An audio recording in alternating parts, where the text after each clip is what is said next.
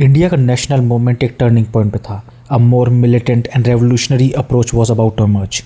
Around the turn of 20th century, the whole approach to independence shifted drastically.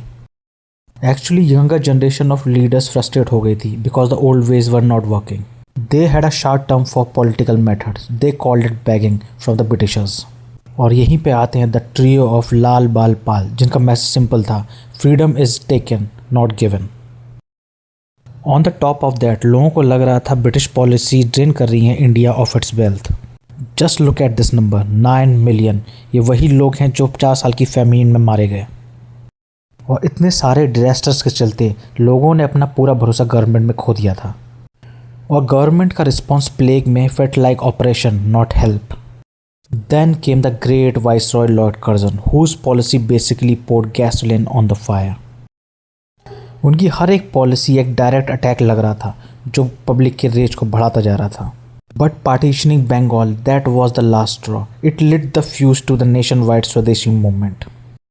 इसके अलावा आपको abroad भी देखना होगा, जहां the myth of European invincibility was crumbling. और ये विक्ट्रीज एक मैसेज दे रही थी that a organized revolt could work against the Britishers. और ग्लोबली लोग ये देख रहे थे. From Ireland and China revolution pop up कर रहे थे different parts of the world में. और ये सिर्फ एक्सटर्नल नहीं था, इंडिया के अंदर a new cultural pride was emerging. और थिंकर्स लाइक स्वामी विवेकानंद इस कल्चरल प्राइड को आगे बढ़ा रहे थे.